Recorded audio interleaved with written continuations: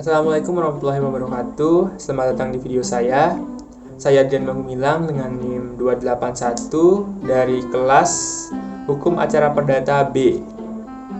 Dan di video kali ini saya akan menjelaskan mengenai seputar surat kuasa yang ada dalam ruang lingkup hukum acara perdata.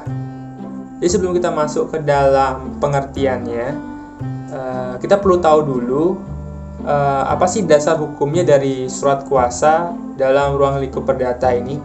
Jadi sebenarnya surat kuasa itu sudah dijelaskan di dalam KUH Perdata, namun memang tidak secara terang-terangan dijelaskan secara tersirat di pasal 1792 KUH Perdata, di mana disitu dijelaskan bahwa pemberi kuasa adalah suatu persetujuan yang berisikan pemberian kekuasaan kepada orang lain yang menerimanya untuk melaksanakan sesuatu atas nama orang yang memberikan kuasa.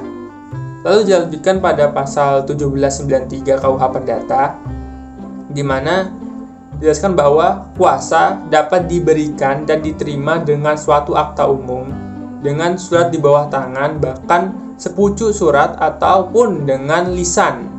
Penerimaan suatu kuasa dapat pula terjadi secara diam-diam dan disimpulkan dari pelaksanaan kuasa itu oleh yang diberi kuasa. Jadi sebenarnya apa sih pengertian dari surat kuasa ini? Jadi sebenarnya surat kuasa itu sederhananya surat yang digunakan untuk melimpahkan wewenang dari pihak yang secara sah memiliki wewenang kepada pihak lain. Setelah kita tahu pengertian dari surat kuasa, kita perlu tahu jenis-jenis surat kuasa juga. Karena masing-masing jenis surat kuasa itu punya fungsi tersendiri. Jadi, jenis surat kuasa itu ada 4, yaitu surat kuasa umum, surat kuasa khusus, surat kuasa istimewa, dan surat kuasa perantara. Dan tentu saja dari keempat surat kuasa ini memiliki perbedaan di masing-masing. Baik, untuk surat kuasa umum itu adalah surat kuasa yang bertujuan untuk memberikan kuasa kepada seseorang untuk mengurus sesuatu kepentingan pemberi kuasanya, yaitu biasanya mengurus harta kekayaan dari pemberi kuasa. Nah, untuk surat kuasa khusus itu dijelaskan pada pasal 123 ayat 1 Hezin Indonesia Rehlimen atau pasal 147 ayat 1 Rehlimen voor de Buitenwetten. Surat kuasa khusus itu hanya mensyaratkan pokoknya saja, yaitu berbentuk tertulis atau akta dan hanya berisi formulasi atau memberikan kuasa kepada seseorang untuk mewakili pemberi kuasa menghadap di suatu atau semua pengadilan. Jadi surat kuasa khusus itu biasanya seperti surat kuasa untuk menjual rumah.